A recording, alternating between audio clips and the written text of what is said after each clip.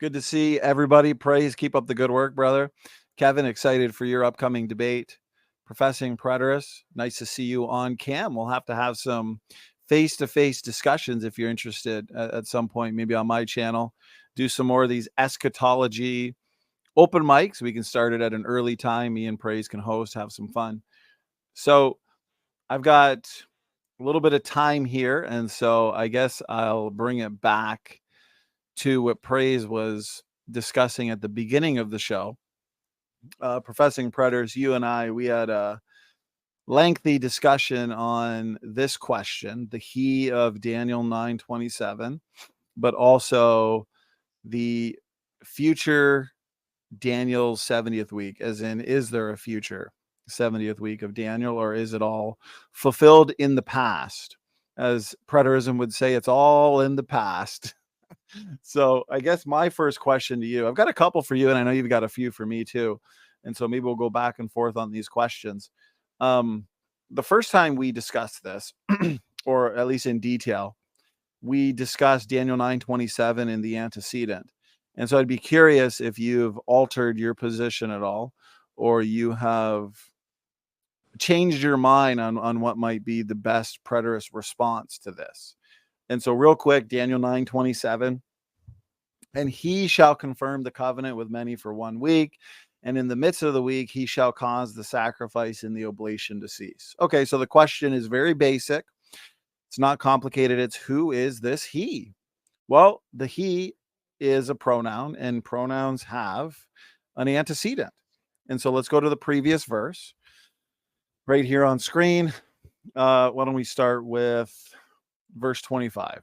Know therefore and understand that from the going forth of the commandment to restore and to rebuild Jerusalem unto the Messiah the Prince, so we'd all agree that that's Jesus, shall be 7 weeks and 62 weeks. The street shall be built again, and the wall even in troublous times. And after 62 weeks shall Messiah be cut off. Okay, so we have God breaking up the 70 weeks into 3 components or 3 elements for us. We've got 7 weeks, 62 weeks, so that's 62 weeks, and then 1 week. 3 elements or components to the 70 weeks right here. Okay, so it says after 62 weeks. Okay, so after your 7 weeks and your 62 weeks, Messiah shall be cut off. The substitutionary atonement, right? He's cut off not for himself, but for you, for me, for the world. He's died for the sins of the world. So you got 70 weeks, you start counting 1 week, 2 weeks, up to 7 weeks, and then up to 10 weeks, 20 weeks. You count right up to 69 weeks, and boom, Messiah is cut off. He's not cut off into the 70th week, the final week. No, you start counting. Once you reach 69 weeks, Messiah is cut off. Okay. And so the question is, though, what's the antecedent to that he? Well, verse 26. And after 62 weeks shall Messiah be cut off. We understand he was cut off in 33 AD, but not for himself. So after Jesus is cut off in 33 AD, it says, and the people of the prince that shall come shall destroy the city and the sanctuary. Well, did this happen? And yes, it did. It happened in 70 AD. We had the Jewish-Roman War. This isn't coincidence, as I like to point out. It was a 7-year war. It went from 66 to 73 AD. A lot of people, unfortunately, believe that it ended in 70 AD. No, it ended in 73 AD. But it was right in the middle of the war that Commander Titus and his Roman legion or Roman army, they went in, sacked Jerusalem, they destroyed the city, and they destroyed the temple. And as a result, the sacrifice and oblation ceased. The sacrifice was literally and physically stopped.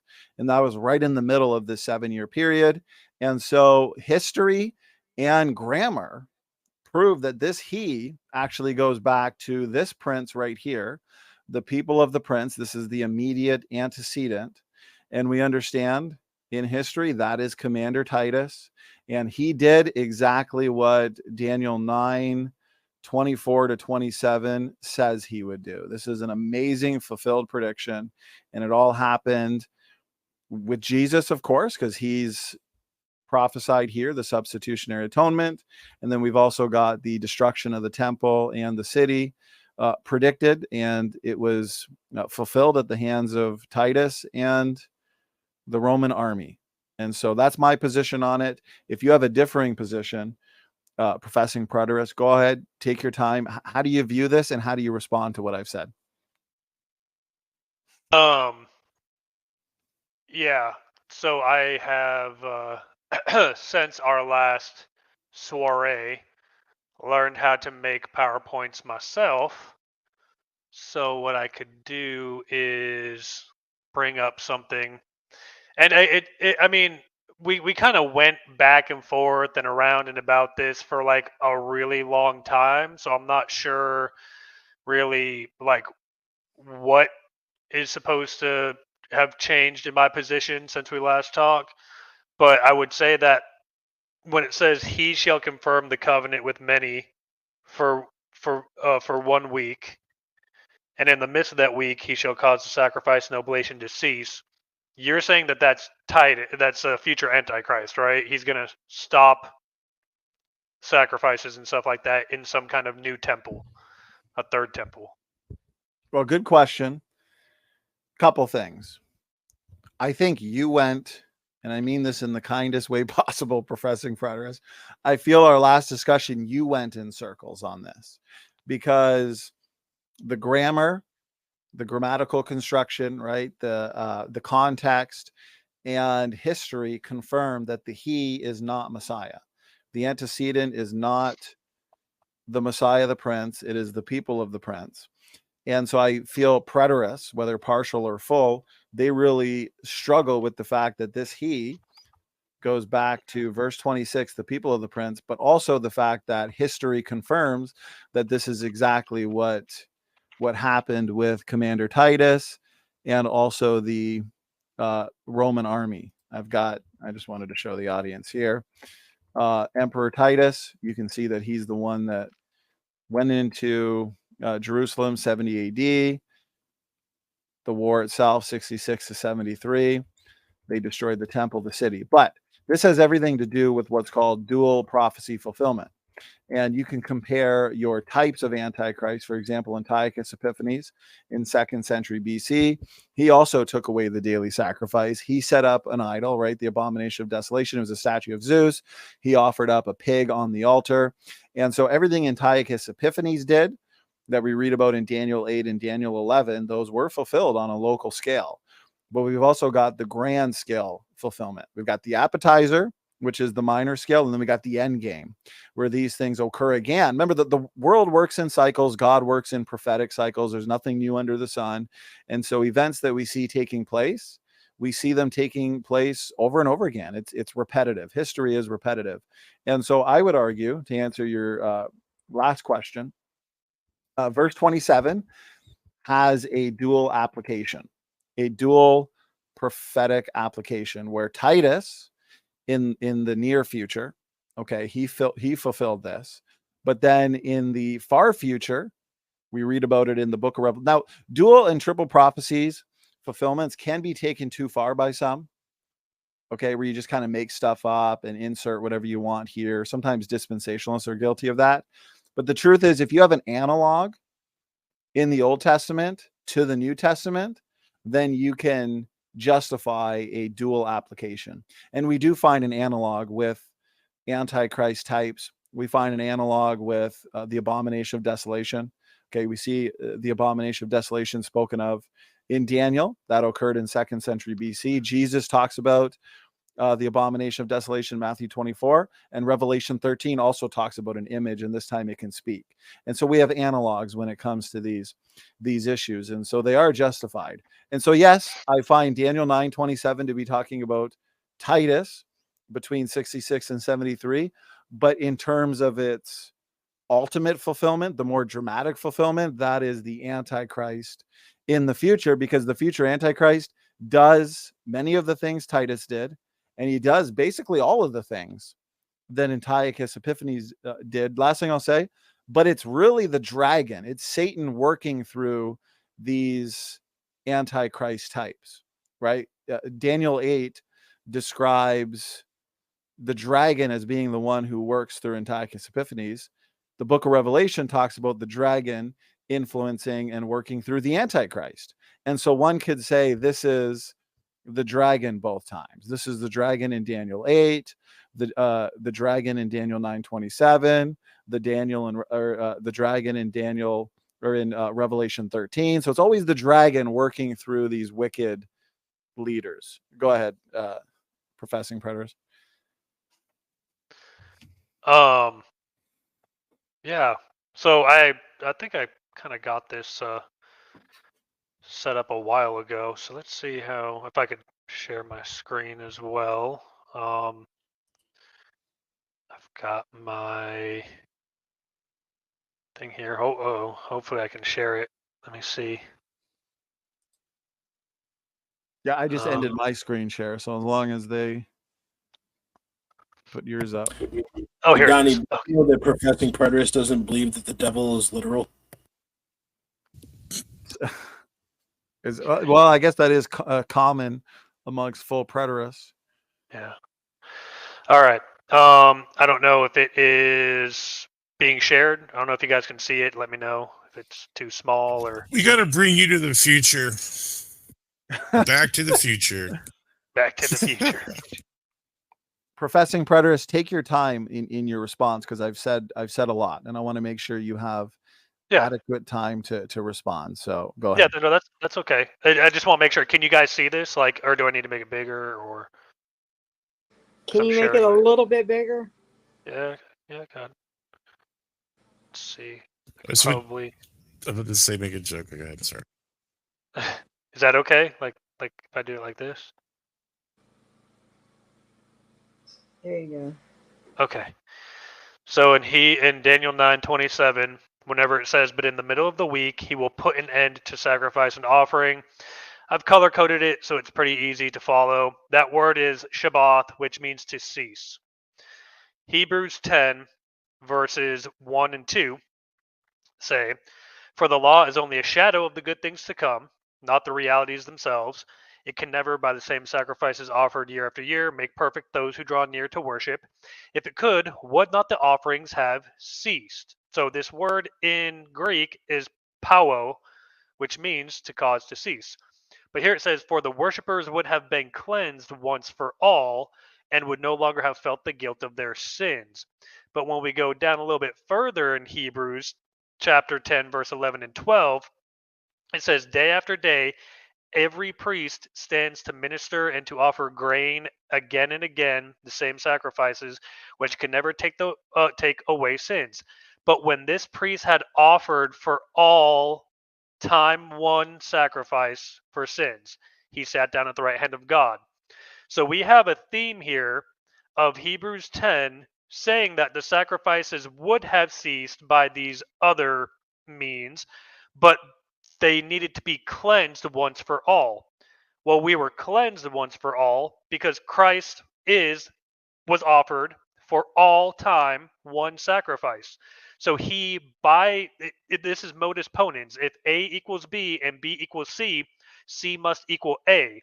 So the ceasing in Daniel 9:27 has to be the ceasing that Christ caused when he put himself up as a sacrifice. If you don't mind, Professing Preterist, and I do appreciate this, I'm noting everything that I'm going to respond to. But if you could, just so we don't get too scattered, can you first address my antecedent argument, and then we'll move to the sacrifices. So if you do have a slide on that, I'd appreciate that. Just we'll go one point at a time, I think would be nice. Yeah, so you're saying there is an antecedent, and it has to be this one antecedent of the prince who is to come. But my position is the same as it was last time. If we read Daniel chapter 9 verse 26, there's two people in question in that one verse. Now you and I can both agree that chapters and verses and punctuation are like a modern thing. Like when Daniel wrote Daniel 9, this was all a single flowing thought from verse 1 all the way through to I would say Daniel 10, No, so chapter 9 is one cohesive thought. It's one single chapter. Chapters 11 and 12 are one cohesive thought, one single quote unquote chapter. But if we look at what's being talked about here in Daniel 9, and this is going to be verse 26, it literally is saying, and after the weeks 60 and 2 shall be cut off Messiah, but not for himself, and the city and the sanctuary shall destroy the people of the prince who is to come. Then it shall be with a flood until the end of the war are determined desolations. So there's two people in question here. There's the Messiah and the prince who is to come.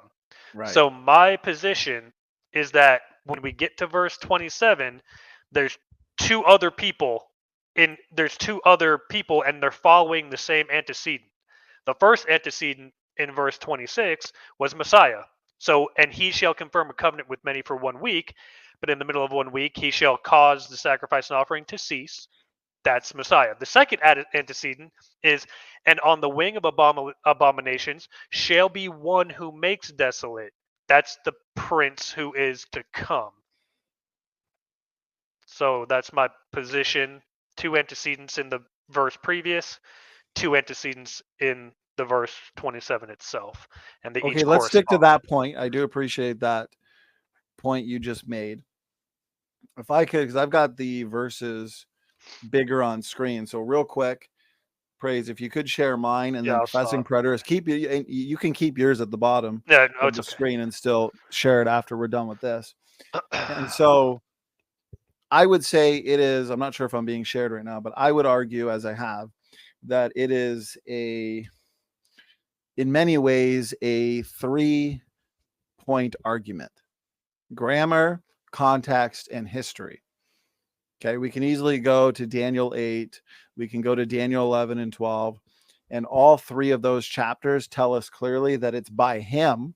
Well, by who? The little horn. Okay, in 2nd century BC, that was Antiochus Epiphanes. He literally stopped the sacrifice. He sacrificed an altar, or a pig on the altar, and he also set up a statue of Zeus. Abomination of the transgression of desolation at that time. Daniel 8 literally says, by him the daily sacrifice was stopped. Okay, so that's context. At least history, we know the 7-year Jewish-Roman War. Right in the middle of the war, that's when Titus, the people of the prince, came in with his army, the Roman army. That is when they destroyed the temple and the city. And then grammar, very basic. I get what you're saying about the two antecedents, the two antecedent argument. But again, and he shall confirm the covenant with many for 1 week, and in the midst of the week, he shall cause the sacrifice and the oblation to cease. But you're saying this part is the first antecedent. You're trying to equate this with Messiah, right? Correct. Right. But the problem is the historical data and also the context refutes that, because right in Daniel 8, it already tells us who takes away the sacrifice, and it's essentially the dragon, okay, working through Antiochus Epiphanes. In Revelation, we understand the dragon also works through the Antichrist in Revelation 13, to be specific. But in the immediate context, it is Antiochus Epiphanes. It's by him. He's the one who's taking away the daily sacrifice. We read that in Daniel 11 and 12. And history confirms this. And in 70 AD, it was Titus. History confirms this as well. We have the advantage of hindsight. So we know who caused the sacrifice and oblation to cease. It was Commander Titus. And so if we go back to the immediate antecedent, it is the people of the prince. And I think you are inserting this two antecedent idea, because if I were to say, I am going to go to the house of the Lord, I am going to go to the house of the Lord and I am going to worship him. Okay. Well, who's the him? It's the Lord.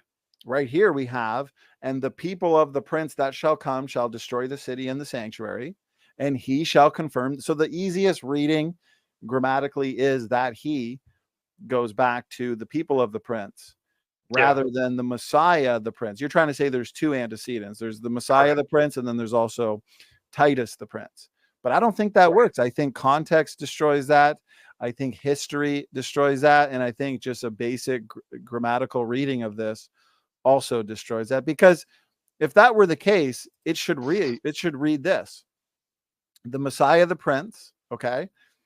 Down here, the people of the Prince that shall come shall destroy the city and the sanctuary. Once you get back to Daniel 9:27, it should say, and the Messiah shall confirm the covenant with many for 1 week. That would totally answer this debate, this question. If it would just, so if it went from Messiah to the people of the Prince, which was Titus in 70 AD, and back to Messiah, this two antecedent argument, then Daniel 9:27 should just say, and the Messiah. So now we're switching or shifting back to the Messiah, the Prince. So it should just say, and the Messiah shall confirm. But the fact that it says, and he, God, right? Holy men spake as they're moved by the Holy Ghost, saw no reason to do that, because if you just trace this pronoun back to the immediate antecedent, not back to the Messiah, the Prince, then it's easy to conclude, okay, what we're dealing with here is the people of the Prince. That's that's the most parsimonious explanation. Go ahead. Well, so which translation are you using? Would be my first question. This one's the King James version. Okay, so in the King James version. So here's the only thing, and I want to bring up something, but what I don't want you to do, please, is I don't want you to tell me how do you say hello in Hebrew. Okay, I don't want to be mocked if I'm going to bring this up. Okay. So I would like to share my screen because I want to talk about the original Hebraic text of Daniel 9:27. Because there's something. Out of genuine curiosity, not trying to make an argument or point anything out, but have you learned now how to say hello in Hebrew since our last discussion? No, I still don't know how to say it. You think you might have wanted to look at? Okay. All right. So in Daniel 9:27, here's how it reads in the original Hebraic text. So, and he shall confirm a covenant with many for week 1, so 1 week. But in the middle of the week, he shall bring an end to sacrifice and offering. Now, obviously, I don't capitalize. I'm not the one capitalizing the H here for he. For some reason, the translators on Bible Hub decided that should be probably capitalized. I don't know why, but it says this. And on the wing of abominations, so this is a masculine plural, shall be one who makes desolate. And this is a participle masculine singular. So this is actually clearly in Hebraic breaking up. Are you looking to share screen, Professing Preterist? Because I don't see anything on your end. I've been requesting to share it for. Praise if you could, because I want to see this Hebrew construction. Yeah. So again, verse 27, and he shall confirm a covenant with many for 1 week, right? For week 1. But in the middle of the week, he, again, I didn't capitalize it. It's capitalized there. Maybe that's just random. Shall bring an end to sacrifice and offering. And on the wing of abominations, so this is a masculine plural, so multiple abominations, shall be one who makes desolate. And so this is a participle masculine singular. And then even until the consummation, it's the consummation of the age in Matthew 24, they said, Lord, what will be the sign of your parousia and the consummation of the age? So in the Hebraic text, you have two separate he's. Because you have the he that confirms and then the one who makes desolate. So that's why I am inclined to say, hey, this is actually talking about the two different antecedents. And I get what you say about historically, Donny. I'll be honest with you. There could be 15 partial fulfillments of Daniel in the past for all I care. But in Luke 21, verse 22, Christ says, "These be the days of vengeance to bring to full measure all that which was written." So Daniel, Isaiah, Zechariah, Zephaniah, all of them, Moses, everybody had to be brought to full measure. So you can't have more measure right? Because when you're talking partial fulfillments, think of it like a cup. You're partially filling up that cup. Eventually, the cup's full. And Christ said that when they saw Jerusalem encompassed by armies, its desolation would be near, and these would be the days of vengeance to bring to Right. full measure all these things. Right. Okay, let me address a couple of those points. I do appreciate it, Professing Preterist. Let me share screen again. I appreciate those points from the Hebrew. Absolutely. Praise. Let me know what, or if my screen is shared. Okay, so I appreciate those points. And It is. translators, thank you very much. Translators know that the way you translate a lot of these passages, okay, let's say this passage here, is going to depend on, firstly, the context. You never want to just read something in isolation and then insert something into the text without reading everything before, everything after. As a matter of fact, Biblical Hermeneutics 101, we should read the whole book, and then we won't make any serious errors. And so when you understand the context, which we have, again, and I feel like it's not just you, but I feel like partial preterists in general are simply not addressing the argument from context. For example, to give the audience a visual of Daniel 8, which comes right before Daniel 9, right here. And out of them, so as you said earlier, as we've agreed, your chapter divisions, the divisions within the Bible were added after the fact for ease of navigation, right? Especially makes it a lot easier when you're sitting in church rather than the pastor saying, okay, open your Bible about 3/4 through and hopefully we all land on the same spot. No, he can actually say, open up to Daniel 9:11. And so Daniel 9 right into, or Daniel 8 right into Daniel 9. And out of one of them came forth a little horn, which waxed exceeding great. For sake of time, I won't read it all. Go down to verse 11. Yea, he magnified himself even to the prince of the host. So notice, this is also what the future Antichrist does. We can read about this in 2 Thessalonians, read about this in Revelation 13. Okay, the beast, the dragon, the false prophet, the Antichrist, and the beast system, of course. And so it says, but this is actually talking about Antiochus Epiphanes, because God can talk about Antiochus Epiphanes and a local event at that time in 2nd century BC with the Grecian Empire.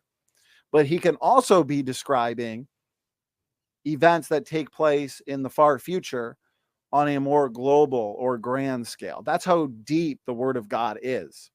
And that's why God works in prophetic cycles. And that's why it's important to recognize the existence, as you have pointed out, of partial or shadow fulfillments. A great example of this, and I think the amillennial camp don't recognize this, when Adam and Eve sinned, they were told that they would die. Well, when they ate from that tree and they sinned and they fell and they died, they did not die physically right away, but they died spiritually. And so you had an immediate fulfillment. It was a spiritual death, a spiritual fulfillment. But in the future, they eventually died physically. And so you had an immediate fulfillment and a future, more dramatic fulfillment when they literally died physically, right? They died physically, an actual death. And so we see all throughout scriptures is a spiritual fulfillment. For example, when Jesus Christ came the first time, he conquered spiritually. At the time, it was the Roman Empire, which was in many ways a one world government at that point in time. And then in the future, according to the pre-mill futurist, Jesus Christ will conquer physically.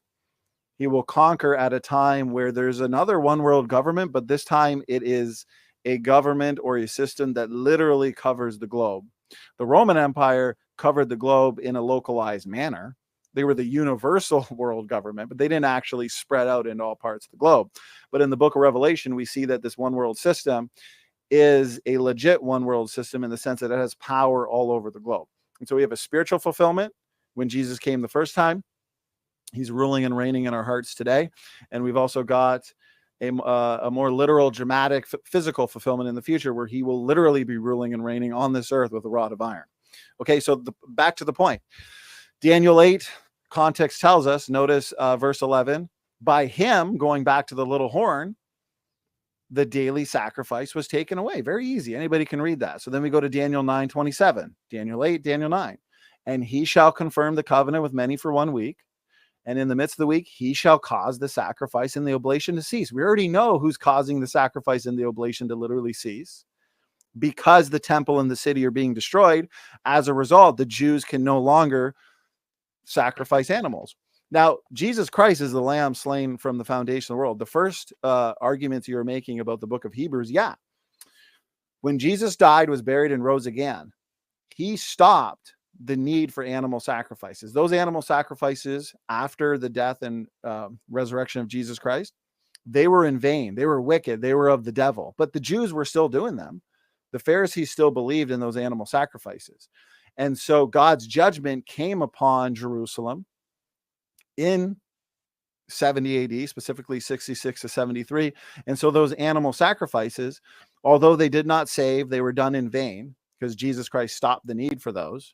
Okay, Jesus paid the sins of the world. When you believe and put your faith in him, your sins are forgiven, past, present, and future. You don't need animal sacrifices. And so the point is, God's judgment came through the Roman army, through Titus. They destroyed the temple and the city, and as a result, the sacrifices literally stopped. History confirms this. And we don't need to ask who's the one that literally did this through a war, because we understand that through history, but we also understand by the context that it is not Messiah that's taking away the sacrifice. It is, as we can tell in Daniel 8, Antiochus Epiphanes, which I believe is a shadow for the future Antichrist. For sake of time, I won't go through them all, but you could look to Daniel 12 right here. You could also look to Daniel 11, where Antiochus Epiphanes, shadow of the future Antichrist, makes a league and a covenant. League is just synonymous with a covenant. And so, last point I'll make, the translators of the King James Bible and many other translations for that matter took it upon themselves to, I strongly believe, translate it accurately. Okay, and so it reads here, and he shall confirm the covenant with many for 1 week. That pronoun goes back to the people of the prince. And in the midst of the week, he shall cause the sacrifice and the oblation to cease. Okay, makes sense. And for the overspreading of abominations, he, so we have the pronoun he again. So we have he and he and he. But yet, if this was Messiah, again, it should be rendered starting in verse 27, and the Messiah shall confirm the covenant with many for 1 week. And in the midst of the week, he shall cause the sacrifice and the oblation to cease, and for the overspreading of abominations. And then if you believe that this is actually the prince, the people of the prince, it can then say again, and the people, or the prince, or however you want to render it, it would be make it more readable. Okay, but the fact it's been translated this way does make sense of the context. Okay, now I definitely don't want to beat a dead horse, because I know we have other issues we want to get to. So feel free to respond to that real quickly. We can leave it up to the audience. The other argument I've heard right here is, well, it's an object of a preposition. It says people of the prince. And so that can't be the nearest antecedent. But again, the fact that it is an object of a preposition does not stop it from being the antecedent. If I said I went to the house of the Lord and I worshiped him, okay, that still means that the him is referring to the Lord. And so just because it says the people of the prince does not mean that the prince cannot be the antecedent. But again, I'm going to say this. Here's the last thing I'll say. History, grammatical construction, and context, I believe, makes it clear that the he in verse 27 is not Messiah. And this is the most parsimonious explanation, which means it requires the least amount of hoops to have to jump through to explain this. I feel like what you're saying in terms of the two antecedents and going back to the grammar or the Hebrew and basically contradicting what most translations translate it as, I feel like that violates the law of parsimony. But anyways, go ahead. I said a lot there. Take your time. Yeah, no, absolutely. It's all good. So, okay. I do want to point out something first real quick. Chapter 8 doesn't go into chapter 9 because at the beginning of the chapters, you have time statements. So in Daniel 8, it was the 3rd year in the reign of King Belshazzar. In Daniel 9, it was the 1st year of Darius. In chapter 10, it was the 3rd year of Cyrus. Then in chapter 11, it's the first year of Darius. And then chapter 12 has to be a continuation of chapter 11 because it starts off with saying at that time. So there's no time break there. So I do want to say that I believe that it actually is completely different times when Daniel got these visions, but I do believe they're talking about the same thing. I believe that Daniel is written in a recapitulation. I think Daniel got the same vision multiple times talking about the same thing. Whether or not there's partial fulfillments, like I said, that's fine. If people want that kind of stuff, I'm not going to have a qualm about it. But one thing that I brought up whenever last time we talked is the word that's used for cease in Daniel 9:27 is yasbit, which comes from that word Shabbat. But whenever it's talking about the sacrifice being taken away, that's a completely different word. That's the word humra, which means like literally for it to be like picked up and yanked away. So I believe that this is a different meaning. I think that, well, not like yeah, different meaning, because what it's talking about in chapter 8 is the abomination of desolation. The abomination of desolation obviously wasn't Christ's death at the cross, right? Christ's death at the cross was the ceasing of sacrifice and oblation. The abomination of desolation, though, and like you agreed, Israel continued to have animal sacrifice up until AD 70. But part of it, and this is historical fact, Josephus's Wars and his book of Wars goes into what happened when Jerusalem finally broke through the walls, or sorry, when Rome broke through the walls of Jerusalem. Now, when we're reading Luke, it's important that we note that Luke says when you see Jerusalem encompassed by armies, know that her desolation is near. So the desolation wouldn't be there when the city was surrounded by armies, but once the armies broke through, that was the desolation, because then they were no longer able to have their sacrifice. Their daily sacrifices got interrupted, or humrah, taken away. So and that's what brings me back to my first slide, is that in Hebrews 10, Paul makes it very clear that the offerings would have ceased, not that they would have been interrupted. And this word is literally tied, I believe, directly to Daniel 9:27. And I haven't done like a search on the Septuagint, but I would almost bet that word pau is used in Daniel 9:27 in the Septuagint. I would almost guarantee it, but I don't know. I could be wrong. Okay, But I think you got about 4 points there. Let me just address those real quick, because they are worthy of being addressed. Firstly, the recapitulation argument. I do agree with that. I believe, much like the book of Revelation, the eschatological model I hold to is basically the book of Revelation is structured in a way where you've got Revelation 1 to 11 basically in chronological order, and then you got 12 to 22 in another chronology with many of the same details. Okay. Right. Book of Daniel, same thing.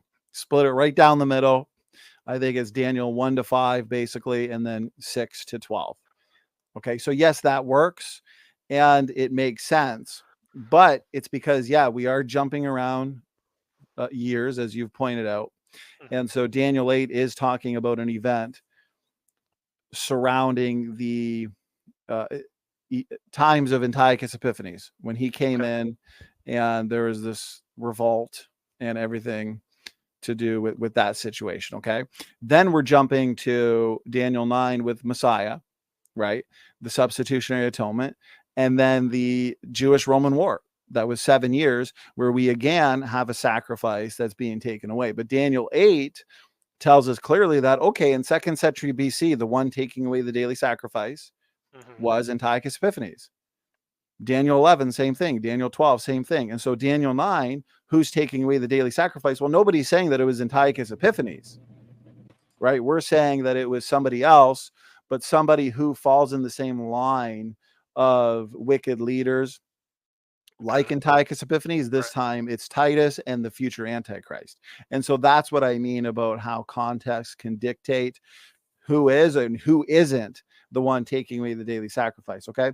When it comes to the word cease, yes, this makes sense because it's not like Titus is going in and just, the Jews are in the middle of sacrificing an animal and he just yanks it away, picks it up, throws it away. This sacrifice is ending. No, what happened was the people of the prince came in, destroyed the temple, destroyed the city. And as a result of the temple being destroyed, those animal sacrifices ceased, as in they weren't even going to continue anymore because there was no temple to continue sacrificing animals. As a matter of fact, the Jews were spread out into all nations at that time. And so, yeah, they came to an abrupt stop in the same way that, spiritually speaking, when Jesus Christ died, he was buried and he rose again, he put an abrupt stop to the necessity of animal sacrifices because he is now the one sacrifice.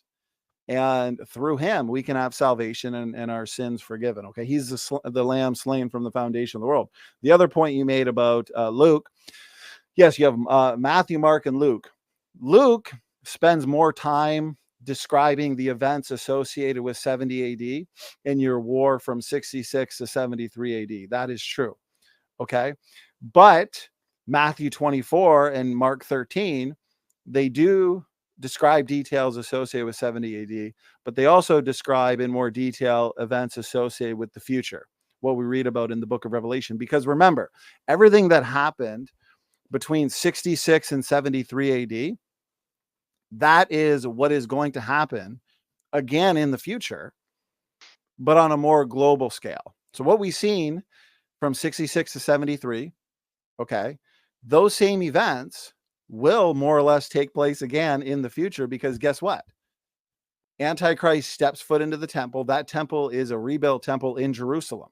Remember, there's nothing new under the sun. The world works in cycles. And so, yes, there will be a third temple, and the Antichrist will step foot in that temple. He'll claim to be God. People will worship him as God. This is the time when the Gentiles come in, the nations come in, basically, and destroy Jerusalem again, in the same way that Jerusalem was also destroyed, okay, and people were scattered in 70 AD. And so you had a type of abomination of desolation in 70 AD, yes, because Titus and the Roman army came in, destroyed the temple, okay. But in the future, this time the Antichrist is actually going to set up an idol. And this idol, according to Revelation 13, can speak. I'd like to ask you, where have we ever seen in history an idol being set up that can actually speak, and all who do not worship it will be killed on this earth? We understand with Antiochus Epiphanes, he set up a statue of Zeus, but that statue was mute. He could not speak, and it was not required of the entire world to basically bow down to that statue and worship that statue, and therefore they would be killed. No, that never happened. So yes, here's the last thing I'll say. These events have happened. There's been a type of Daniel's 70th week from 66 to 73. But because that was a shadow fulfillment, that was a fulfillment on a local scale, there's going to be a Daniel 70th week in the future that is a grand fulfillment. This will be a worldwide fulfillment where the world is affected, rather than in 70 AD, where it's basically just that localized part of the world in Jerusalem. People that lived outside of Jerusalem, I mean, it was a big nothing burger to them, right? They might have heard about it, or when the Jews scattered, they might have heard about it through them, but they weren't really affected.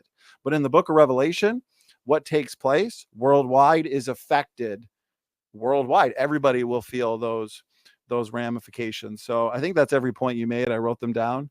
And so go ahead. What do you think about that?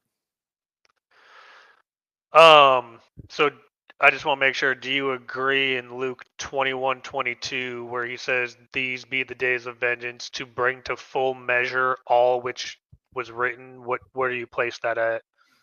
Well, that's what's so good about dual and triple prophecy fulfillment, is that you can read about things as if they are. Okay. God speaks as if they are, even though they are details left for the future. We read about that with Antiochus Epiphanes. For example, Antiochus Epiphanes, it says that he dies, but not by his own hand. Well, wait a minute. Did that actually apply to Antiochus Epiphanes or the future Antichrist? Because he actually doesn't die by his own hand. He, when Jesus Christ comes on a white horse with his saints, how does the Antichrist die? He's literally thrown and destroyed by the Lord himself, thrown into the lake of fire. Okay. And so point is, there's details even in Daniel 8 and Daniel 11, Right. that apply to the far future, even though they're spoken as if they are. And so I would argue that, yeah, we see the same thing in Luke 21.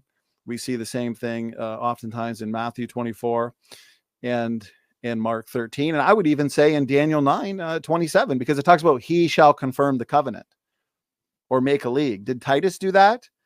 Not necessarily. I mean, he might have made some kind of agreement behind the scenes that he's going to lead the way in this war. Sure, that could have happened.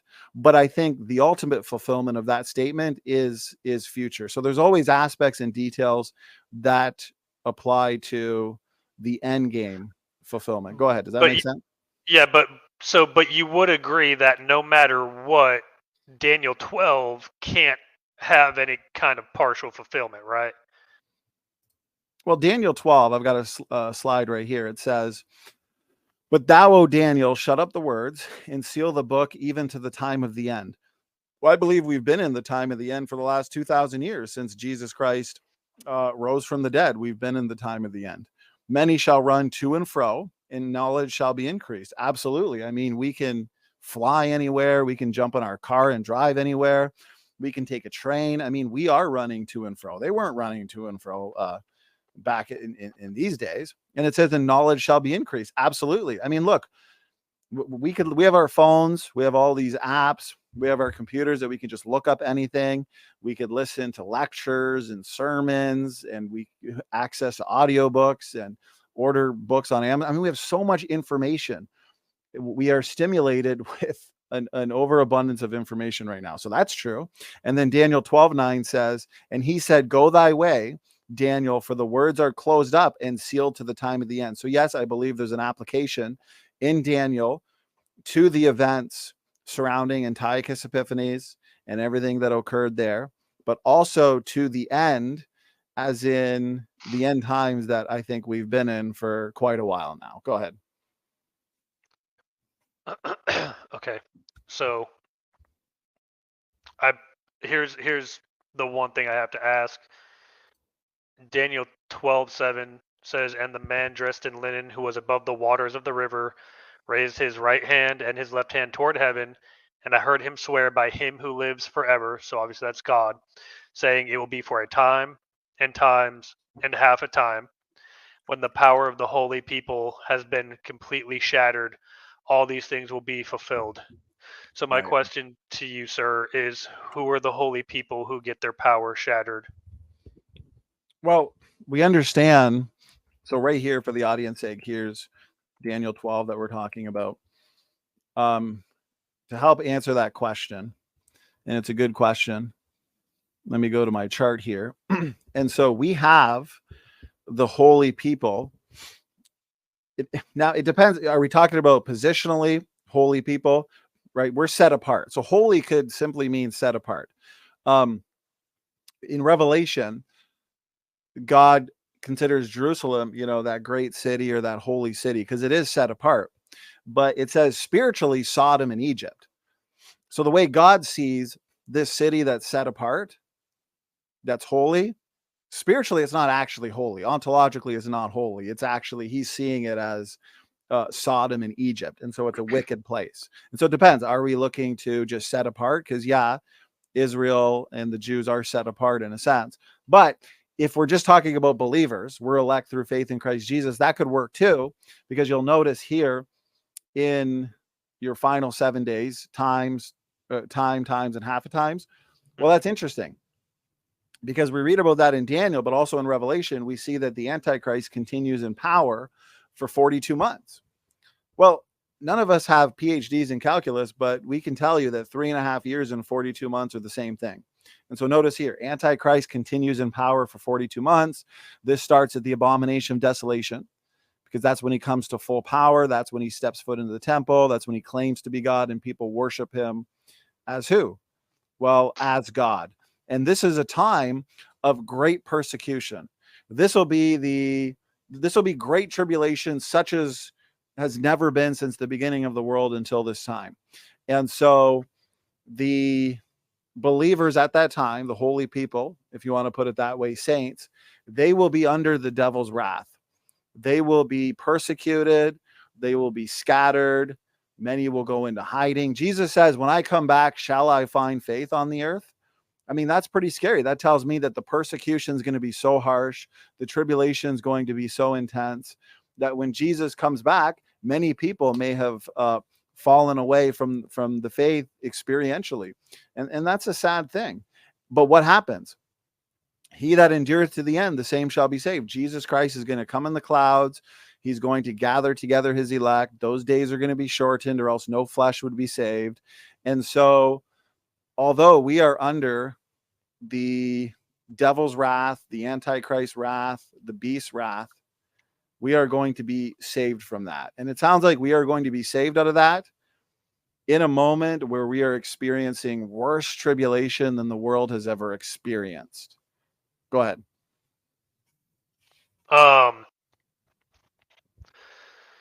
So at the end of that 42 months, right, of the Antichrist's reign, Right. that would be the time of the resurrection, right? Well, good question. So abomination of desolation takes place in the middle of the week. That's when Antichrist continues in power for 42 months. So it looks like Antichrist continues in power for 42 months into God's wrath period. We are resurrected or raptured right here, just a little bit after the abomination of desolation. So basically, Daniel says, blessed is he that waiteth 1335 days. So 1335 into Daniel's 70th week brings us here. The first part of the week is 1260 days, right? Tribulation, 1260 days. So technically, if Daniel is going to be raised from the dead 1335 days into this time period, then we are going to be raised or raptured shortly after the abomination of desolation. So basically a little past the midpoint. But then Antichrist continues in power, okay, during God's wrath period, during the trumpets, during the vials. But we won't be here for that. We're going to be in heaven, right? Great multitude appears before the throne. And so essentially all of this ends with what? Well, it ends, the times of the Gentiles basically, ends with the battle of Armageddon and then the millennial reign of Christ. Go ahead. Okay. So Daniel 12:7 says, it shall be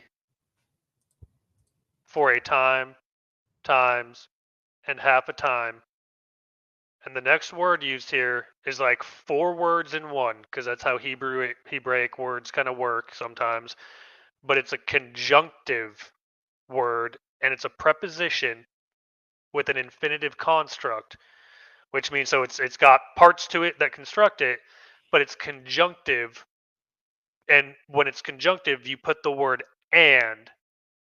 So it says, and when has been completely shattered, the power of the holy people shall be finished all these things. So according to Daniel 12:7, you have to have your time, times, and half a time. That's when the power of the holy people would be completely shattered, and you'd get the completement of all these things, and all these things includes the resurrection. So I would almost say that your timeline is backwards. You're saying resurrection, then the shattering of the holy people, because that's the time, times, and half a times at the end of that. Well, that's why, and I appreciate that. That's why I made it clear before I gave my answer that holy can simply mean set apart. Okay. From the temporal vantage point, people see Jerusalem, people see Israel or the Jews as being set apart. Earthly Jerusalem is set apart, but it's not the heavenly Jerusalem. And so positionally, it's not set apart. Positionally, it's not considered righteous and holy. Mhm. Okay. But from this, for example, in 2 Thessalonians 2, it talks about how the man of sin, the son of perdition, he'll step foot into the temple, he'll claim to be God, and people will worship him as God, capital G. Well, we know he's not actually God ontologically. We know positionally he's not God. But from this vantage point, people are seeing him as God. And so, yes, it even says the temple of God, capital G. Well, is that, if there's a rebuilt temple, hypothetically, will that be a temple of God? Of course not. No. But people from this vantage point, from this earthly perspective, may see it that way. So let's read this and interpret it and see what the holy people means. And I heard the man clothed in linen, which was upon the waters of the river, when he held up his right hand and his left hand unto heaven, and swear by him that liveth forever, that it shall be for a time, times and a half. And when he shall have accomplished to scatter the power of the holy people, all these things shall be finished. And I heard, but I understood not. See, a lot of people, if they don't understand Bible prophecy or the book of Daniel, don't worry. Even Daniel didn't understand. Okay. Then said I, O my Lord, what shall be the end of these things? And he said, go thy way, Daniel, for the words are closed up and sealed to the time of the end. That's why the book of Revelation literally means to be revealed. And so you're going to get your most understandable details from the book of Revelation. But I think this does fit because, again, we're raptured. And then you have 42 months where Antichrist continues in power. It even talks about as the vials are being poured out, the beast still has his seat. So he still has his lair, but unfortunately, he's ruling from the one world system while God is pouring out his wrath. Sorry about that, Antichrist. Hail and fire cast upon the earth, so on and so forth. But remember, the times of the Gentiles begins when Antichrist, he works deceitfully in the same way that Antiochus Epiphanes worked deceitfully with the apostate Jews. Well, it sounds like Antichrist will work deceitfully. He'll get a temple rebuilt. He'll reinstitute animal sacrifices, but he's going to work deceitfully in the sense he's not doing it for their good. He's doing it for his own good, because once he comes to full power, he steps foot into that temple. He claims to be God. He sets up an idol. Okay. He institutes the mark of the beast, this one world mark that if you don't take it, you literally can't buy or sell. Well, it talks about how the Jerusalem will be trodden underfoot by the Gentiles, right? The times of the Gentiles. And so the Jews, again, who trusted or who will trust the Antichrist, they are going to be basically gone against. The Antichrist is, again, working. He's manipulating them. And so his main area of operations will be Jerusalem. He will be ruling from Jerusalem. And the Jews, not being holy positionally, but people seeing them as being set apart, okay, they will be scattered once again in the same way that they were scattered by God's judgment. God judged them and scattered them for rejecting Christ in 70 AD, and he's going to do the same thing. Matthew 24 says wrath is upon this people when it comes to the Jews. But when he's talking to the disciples, he says, ye, your, okay? And so you have the use of the second person plural pronoun and the third person plural pronoun. So with the Jews, wrath is upon this people. And so they're scattered again. They helped the Antichrist get into power. They helped him build this new temple. And now he has that temple to actually go into and claim himself as God. And so again, through God's judgment, that people, they're scattered again. And then after that scenario, what happens? Millennial reign, and then eventually the new heavens and new earth. So I should ask you, do you see this holy people as being the Jews? Correct. Old covenantal Israel. Okay. Yeah, so it works. So again, you have your dual prophecy fulfillment where we have the scattering of the Jews because of God's judgment in 70 AD. But again, we have the scattering of the Jews at the times of the Gentiles here in the second half of Daniel's 70th week, when Antichrist is continuing in power for 42 months. And so the unbelieving Jews, they're going to be on this earth at this time. They're going to be scattered again. They're under God's judgment. Hopefully they repent. And they're going to be enduring, along with every other unbeliever, they're going to be enduring God's wrath. And this is going to be global wrath. It's not just going to be localized judgment and wrath like we seen in 70 AD. Remember, we have a local event, something minor, and then in the future we have something grand. We have the end game, an appetizer, and then your full course meal. Go ahead, Professing Preterist. So I'm sorry, at what point is Israel gathered back together? Because you said they get dispersed again in this timeline in the future. So when do they get gathered together? Well, today national Israel is looked at by the world as being set apart. It's looked at Okay. as Israel. It's not the Israel of God, but that's the way people look at it. And so basically, if Antichrist works deceitfully with apostate Jews like Antiochus Epiphanes did, remember, like there were, you can read this too in First Maccabees, there were basically Jews at that time who were apostates. They did not believe in the one true God of Israel. And they, in a way, helped Antiochus Epiphanes rise up and take over the temple and all that. And so in the end time, same thing, unbelievers, because Jews don't believe in the risen Lord, they're going to help the Antichrist in terms of getting that temple rebuilt. They're going to think he's on their side. But just like Antiochus, because remember, everything Antiochus Epiphanes did with the dragon working through him, the future Antichrist will do the same thing. And so he'll get this temple, he'll go in the temple, claim to be God. People are going to worship him as God. But then the nations come in, right? Jerusalem's going to be trodden down underfoot of the Gentiles for 42 months. And they're going to be scattered again. And so all during this time period right here, starting from the abomination of desolation, basically. Okay, yeah, go ahead. I'm sorry. So you're saying at the abomination of desolation, a little bit after that, you have the rapture and the resurrection. Yeah, you've got the rapture. Because remember, Matthew 24 says, in order that no flesh, because it talks about he that endureth to the end, the same shall be saved. If those days were not shortened, no flesh would be saved, because the persecution and tribulation is going to be so harsh upon believers that if Jesus Christ did not return to rapture his saints, to gather together his elect, no flesh would be saved. But for the elect's sake, those days shall be shortened. That's what Matthew 24 says. And so Jesus Christ comes in the clouds roughly a few months, you could say, after the abomination of desolation. How we calculate that is because Daniel 12 talks about how blessed is he that waiteth 1335 days. And it talks about how at your 1335 days, that's when Daniel will awake from his sleep and he'll be resurrected. So that's obviously the first resurrection. And so if you start the week 1335, it's shortly after the abomination of desolation. Then from there till the end, you have God's wrath period.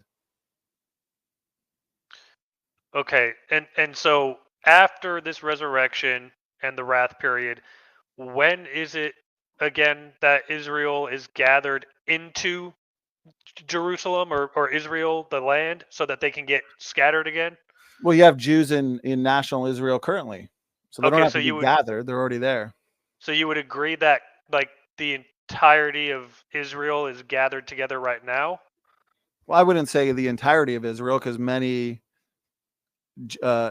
Jews, I guess you could say, who want to live in Israel, they'd prefer to live in the States, they prefer to live elsewhere. But there's enough there that can be scattered at this point. Now, I'm not saying the Jews are wholly positionally. I'm just saying the way the world sees them. Because again, the book of Revelation talks about how Jerusalem is that holy city. It's that great city. But then it talks about how spiritually, so now we're talking about their position, the way God sees them, they are Sodom and Egypt. Okay. You agree? You agree that Jerusalem is the great city? Well, I believe that Babylon, as in the whore of Babylon, is not Jerusalem, because Jerusalem's already mentioned. So when they talk about mystery Babylon, why wouldn't they just say, "Oh, well, this is Jerusalem"? You did agree that Revelation is a recapitulation to some extent, right? Well, I think that'd be a great debate. That would be a whole other thing. Yes. Yeah, well, yeah. Who is Mystery Babylon? Because Jerusalem already has its part to play. Here's the thing: Antichrist is getting power, okay, from Jerusalem. That's where the temple is going to be rebuilt. That's where the abomination of desolation takes place. The nations are going to come in, the Gentiles.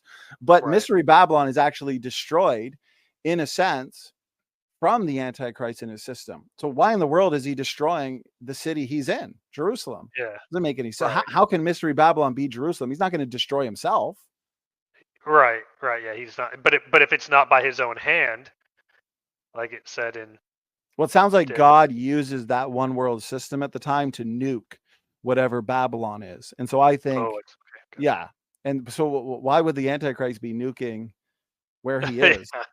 I think Crazy. Antichrist is using whoever Babylon is. Now I do have my position on Babylon, and I'll say I don't believe it's Jerusalem, because again, Revelation talks about Jerusalem, right? That great city, spiritually Sodom and Egypt. Wouldn't that be a great time to say spiritually Babylon?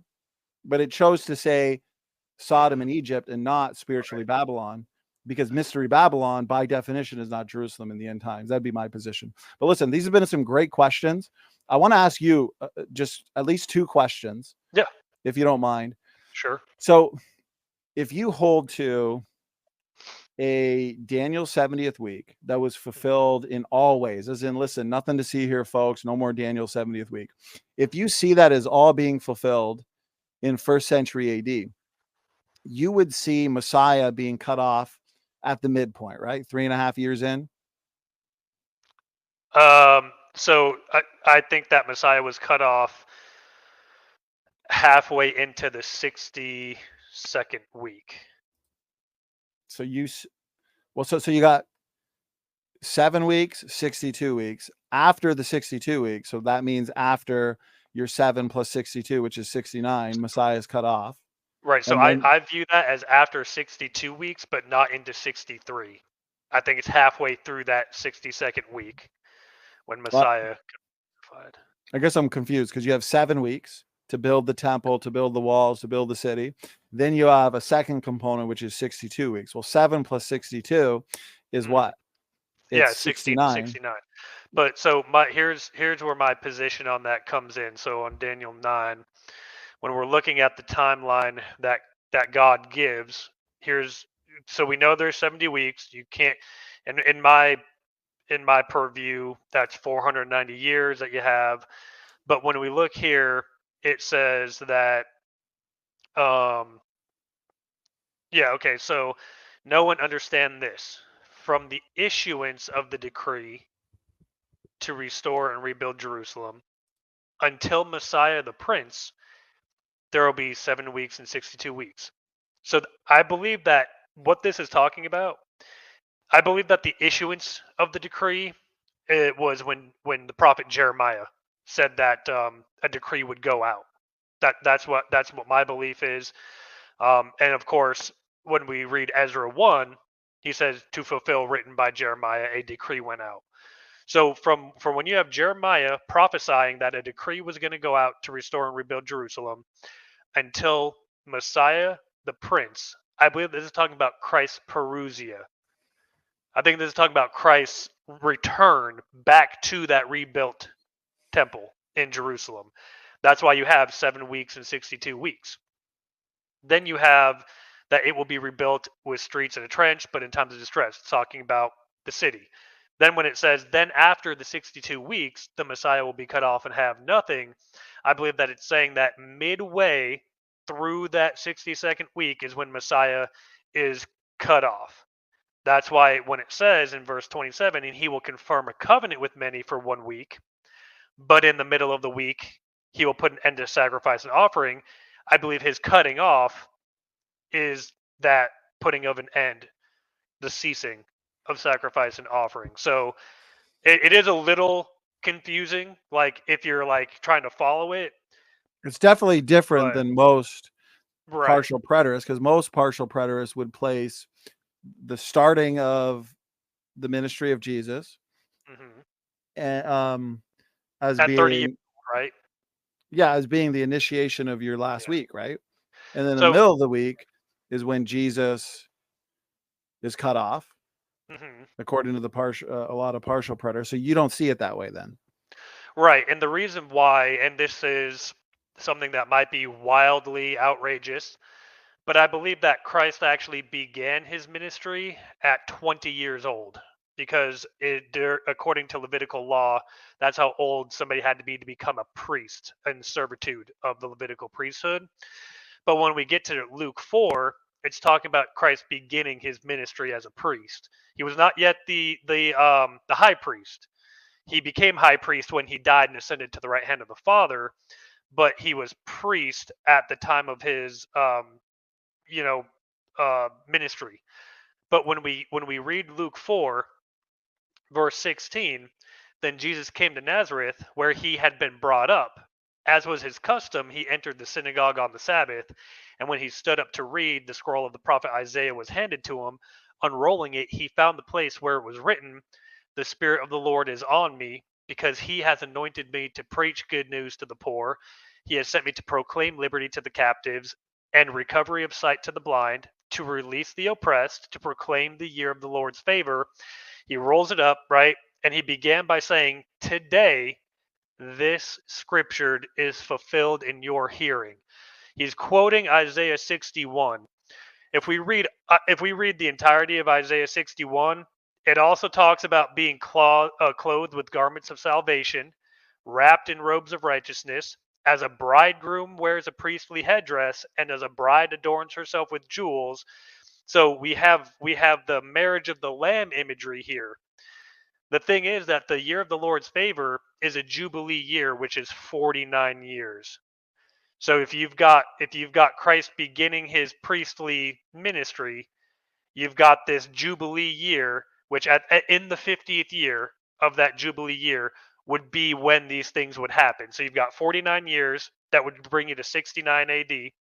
Then in 70 AD, you've got that actual jubilee year where liberty was brought to the captives. I mean, it describes what the jubilee year is in Exodus and Deuteronomy. So I believe that Christ began his ministry at 20. When he was 30, 33, he died. He was crucified, or maybe he was 30. Actually, I'm sorry. When he was 30, he was crucified. That was him putting the end to the sacrifice and the offering. Then you have 40 years from Christ's death, burial, and resurrection to AD 70. And that 40-year period was Israel's final 40-year exodus. At the end of that exodus would be at the time of the end of that Jubilee year, which would be at the time of the wedding, the time of the resurrection, the time of the... You get where I'm coming from with that? Yeah. So. Okay. I appreciate you answering that. Last thing I want to say, and then I got to wrap it up because it's 4:30 in the morning. I got a couple things. It's been a great discussion. We definitely got to continue this. Maybe we'll do a face-to-face eschatology night. I think that'd be fun. For the audience sake, I just wanted to show this verse. "And their dead bodies shall lie in the street of the great city, which spiritually is called Sodom and Gomorrah." So again, it's called the great city in the way that Jews could be called the holy people, because they're set apart in the same way that earthly Jerusalem's set apart. But spiritually, it's called Sodom and Egypt. So that's the way God's. Is it really positionally set apart?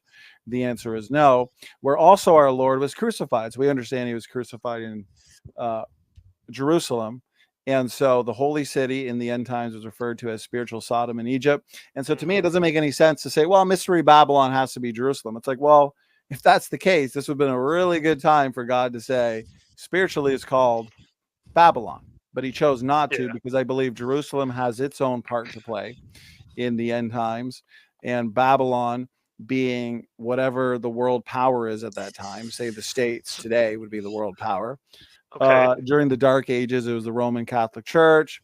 At the time of Jesus' first coming, it was Rome. Before then, it was Greece, Persia, Babylon, Egypt. And so I believe the spirit of Babylon has moved throughout the ages. And the spirit of Babylon in the end times would reside where? Whatever the world power is at that time. Okay. And I think we all know who the world power is today. Now, if the end times is not for another 200 years, maybe there'll be another world power that rises up. But I guess the last thing I want to say, and then feel free to have the last word, is this has been a very polite, professional discussion, and I've enjoyed it. When I was listening to everything you were saying there, and that's definitely a novel explanation that I haven't heard. Because again, usually my question is, okay, what happens at the end of the second 3.5 years, right? And typically Mhm. they'll say, oh, well, that's when Stephen got stoned, or that's when Mhm. the apostles and disciples went out to preach the gospel to all nations. But typically they can't provide any Scripture. scriptural evidence for that. Right. So, and you have the last word here, and I was trying to follow what you were saying, but so he shall confirm the covenant with many for 1 week. So 1 week, 7 years. And in the midst of the Mhm. week, he shall cause this. So if you say this is Jesus, and I know Mhm. you kind of just explained this, but I guess it's just a little baffling as to how Jesus, if you take this as being Jesus, how was this, and how was his substitutionary atonement not in the middle of that 7-year period, the 70th week? If it says in the middle of the week is when because you see that as Jesus, his substitutionary Correct. atonement. So yeah, so how is that not in the middle of the last 7-year period? Because like I said, so when in Luke 4, when he's reading from the scroll of Isaiah, he says, "Today this prophecy is fulfilled, or this scripture is fulfilled." Okay. I believe that starts a clock. Okay. Christ is literally starting a clock saying, "This is the final jubilee. This is the year of the Lord's favor." Because the language that's used in Isaiah 61 is literally the same language that's used when it's describing a jubilee year. So you're saying that was the point, that technically this prophecy was fulfilled where the sacrifice and oblation ceased? No, no, no, no. What I'm saying though is that you've got a ticking time clock of 50 years from Okay. when Christ said, "In your hearing today, this scripture is fulfilled." So he was 20. Well, I believe Christ died at 30.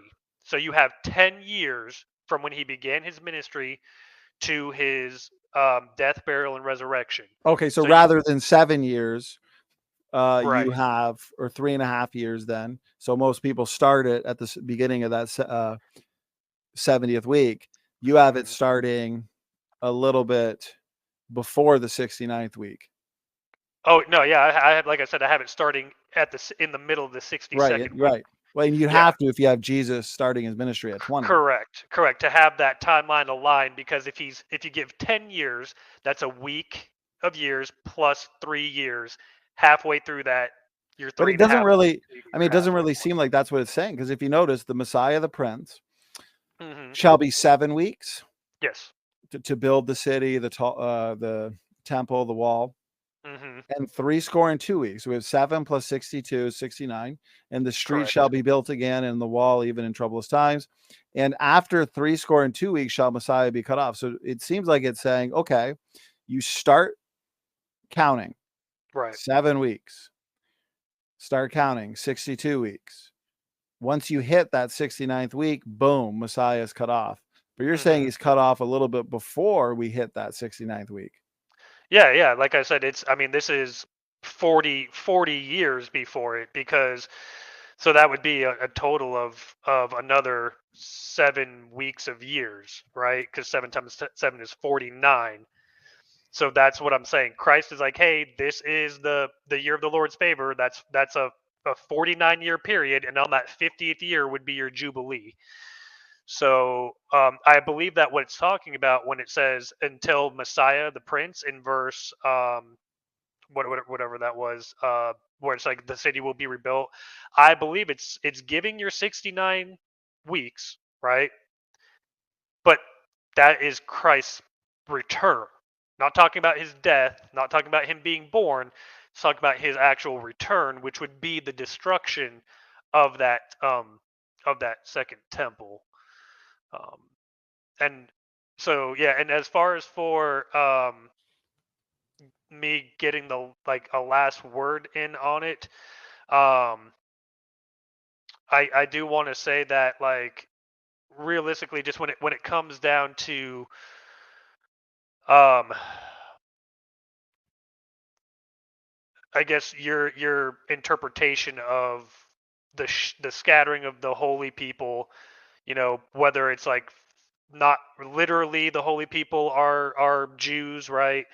Because I think we could all agree that today the believers in Christ are the holy people. We're the ones Right. that are set aside. And just to clarify, Professing Preterist, because you agreed that holy people could be the Jews. Well, yeah. So my position is that Right. the holy people, obviously, this angel was talking to Daniel, and Daniel is a bloodline Jew. So he's like, hey, the holy people. He would know he's talking about bloodline Jews. So I Right. believe that these are the old covenantal Jews that have their power completely shattered because now there's no more power in the law. That's what 1 Corinthians 15 talks about. The sting of death is sin, the power of sin, the law. So when their power is completely shattered, you get But what I'm. I will say at that point in time in 70 AD, Mhm, when judgment came upon Jerusalem, mhm, God said, wrath is upon this people, speaking to Israel.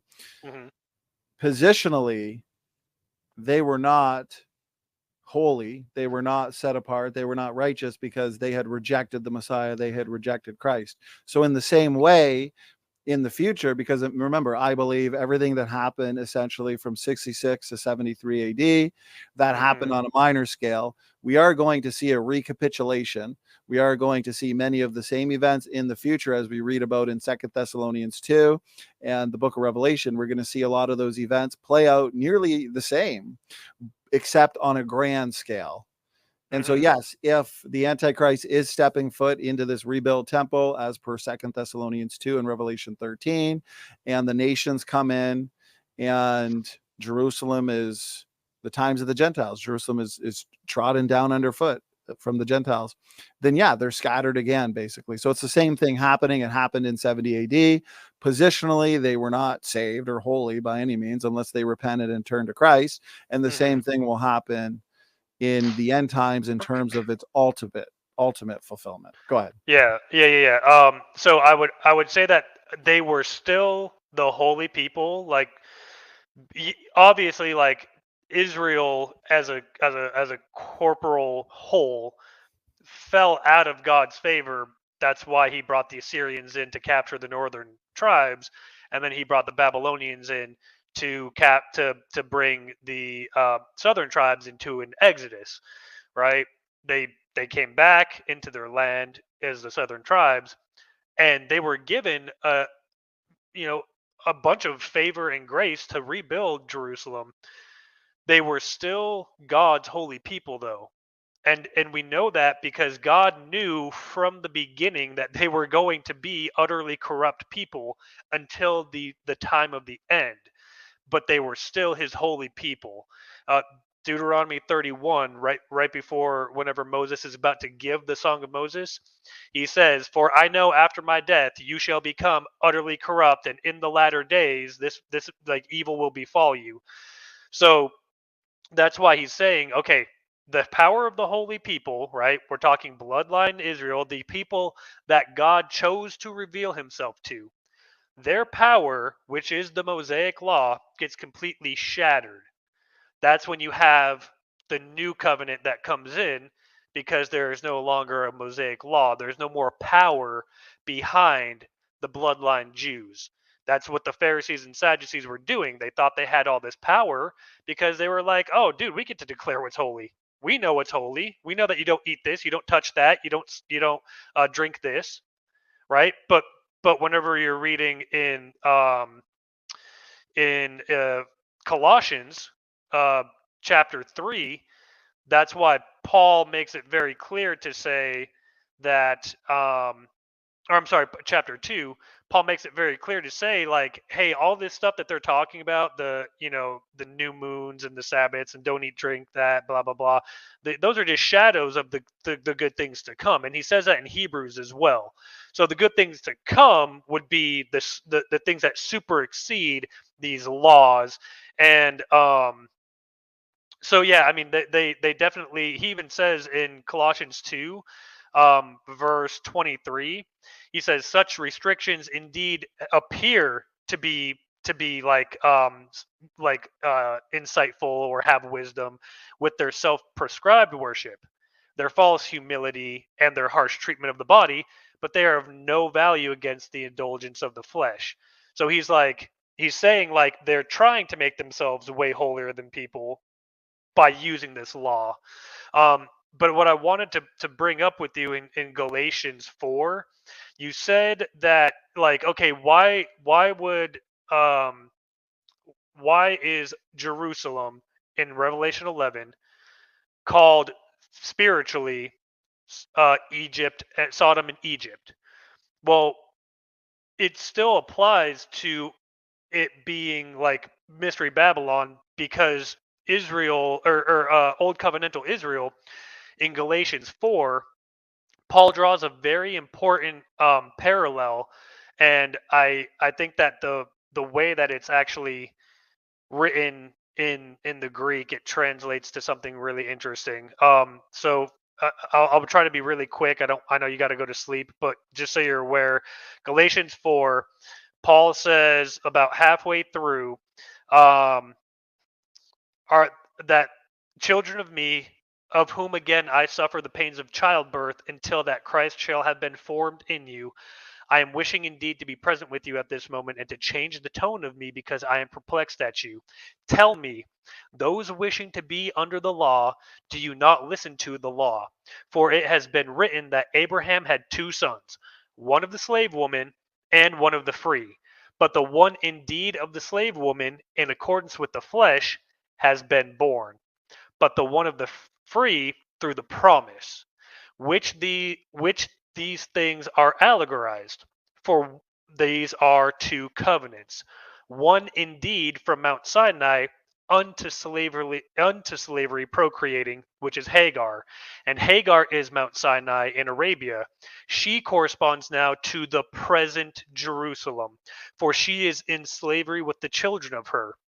But the heavenly Jerusalem is free, who is the mother of us. For it has been written, and then he quotes Isaiah 54. But so I guess what I'm saying is, Paul is saying that the law was bondage. They were in slavery to the law, and that's why he says that it's spiritually Egypt, because when in Exodus, God tells the Israelites, you were in bondage. He calls it the iron furnace. He said that the yoke was upon them. And Professing Preterist, I got to say, this is a really long word, so I'm going to have to respond to a couple things. sorry. Okay. I'll cut myself off. Okay, I'm going to respond to a couple things, and then you're going to get the last word, as I promised, but make it a quick last word, under a minute, okay? Because people are going to think that I'm not responding to anything you're saying. So if I could, Praise, can you share my screen? I want to respond to a couple things quickly, and then I'm going to give Professing Preterist. Let's make this pithy. Yes. So I think I'll want to clip this out and premiere it on my channel, since people love eschatology, okay? So, firstly, according to the book of Revelation, we understand that once the Antichrist continues in power for 42 months, okay, this is when the times of the Gentiles takes place.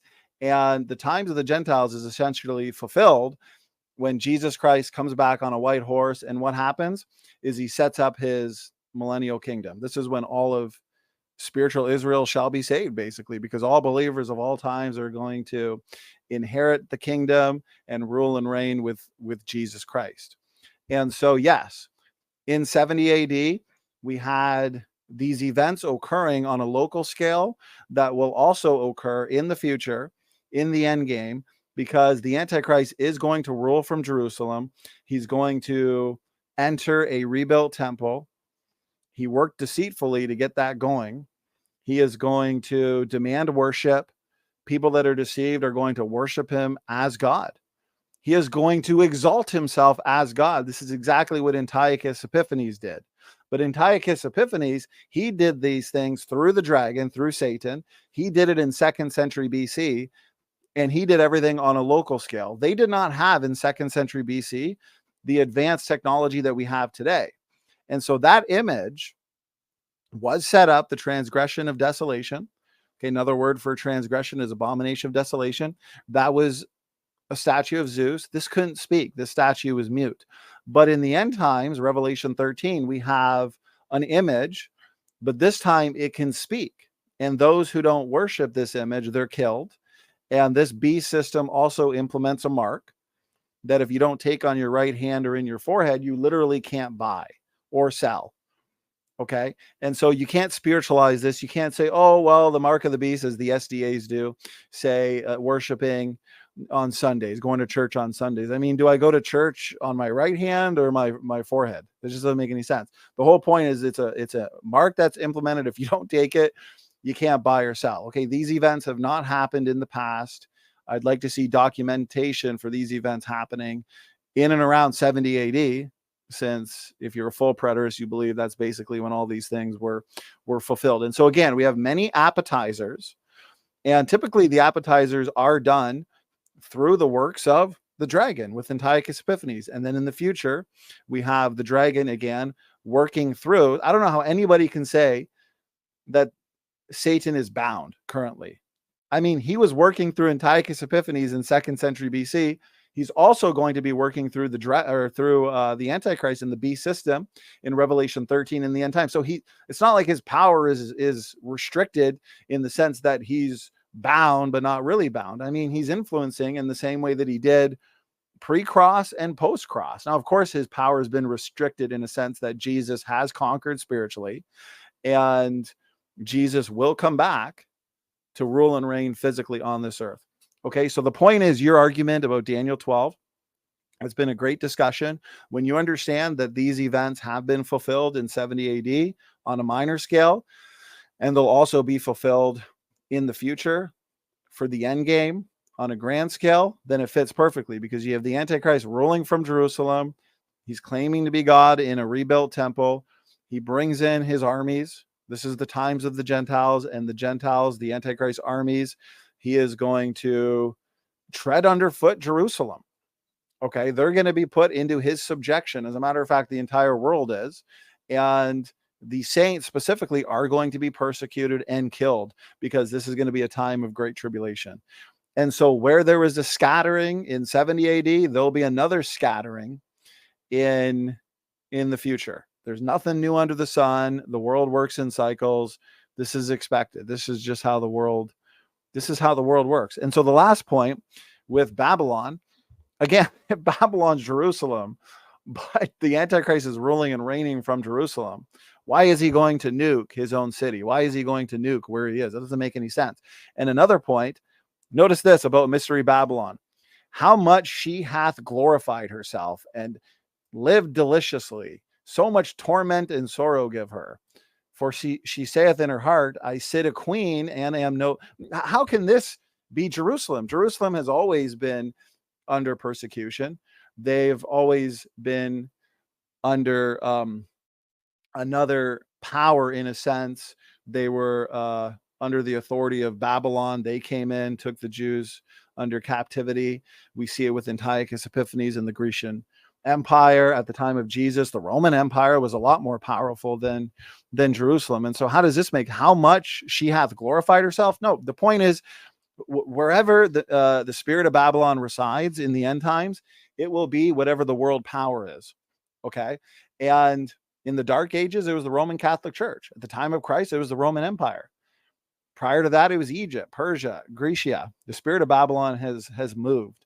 And so it definitely is not currently in Jerusalem. Jerusalem's not the most powerful city in the world. And notice, and the kings of the earth who have committed fornication and lived deliciously with her, they shall lament for her as they see the smoke of her burning. And so it talks about how everybody buys merchandise from this great city, as in Mystery Babylon. They buy cinnamon, odors, so this is clearly talking about a city that when it is destroyed, the merchants of the world, the businessmen in the world are like, who's going to buy our stuff? Who's going to buy our merchandise? You can't really say that about Jerusalem, nor could you say that about Jerusalem back in that time. And yes, Jerusalem has its own part to play in the end times, but it is not the same part to play as Babylon, is what I'd argue. But I could say we could have an entire discussion on that. So I think that mostly addressed your points. And this has been an excellent discussion, Professing Preterist. And so now I'm handing it to you and have the last word, my good man, and try to make it a decently length last word. Go ahead.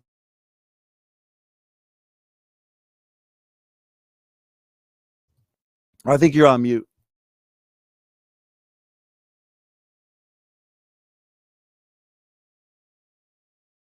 I did mute myself. So yeah, absolutely. I do feel bad because I still had the still had 10 points that I wanted to get to about our whole timeline here. So we can save that for another day. Um, I just want to throw a little cherry bomb into the fire as my final word. We talk about Revelation 18, verse 24. And there was found in her the blood of the prophets and saints and all those who had been slain on the land. Christ said that it is impossible for a prophet to be murdered outside of Jerusalem. So that's all I'm going to leave you with. Well, I still want you to have the last word, but let me say this. If you understand that the spirit of Babylon has moved throughout the ages, has moved through Egypt, Grecia, Persia, the Roman Empire, in the Dark Ages, the Roman Catholic Church, okay, today, whoever the world power is, then you can understand that, yes, the spirit of Babylon has been guilty throughout history of killing the prophets. Go ahead, have the last word, and I promise I won't respond. I've never seen anywhere in the Bible where a prophet was killed outside of Jerusalem. But yeah, I mean, even Daniel, they tried to kill him. They threw him in a lion's den, and God said no. So anyway, that's all I got, man. It was a great discussion with you. You know, I look forward to if you're going to have another an open eschatology night. Maybe at that point we can go over my 10 final points with you about this timeline. I've got some crazy stuff, man. I did a lot of research after our first soiree on this matter, and so I'd be happy to wrap that up. See what you absolutely. Well, maybe we can do fellas. I'm sorry, go ahead, SFG. I was just going to say, maybe we can do just an all-out discussion one day on my channel. We can start it early, face-to-face conversation. You bring your slides, I'll bring mine. We'll have a solid 3-hour discussion sometime in the afternoon, and it would be fun because this has been cordial, and it's been eschatology is always a fantastic and technical topic to dig into. It really is the meat of the word, and it's a lot more fun discussing the topic with somebody who understands the intricacies of eschatology. And so I do commend you for having this discussion. Thanks so much. Well, Professing Preterist, I like your new name tag there, buddy. I like it. Futurist. Training. Who did that? You're going to make a really good futurist, Professing Preterist. You'll be the best of us, my friend.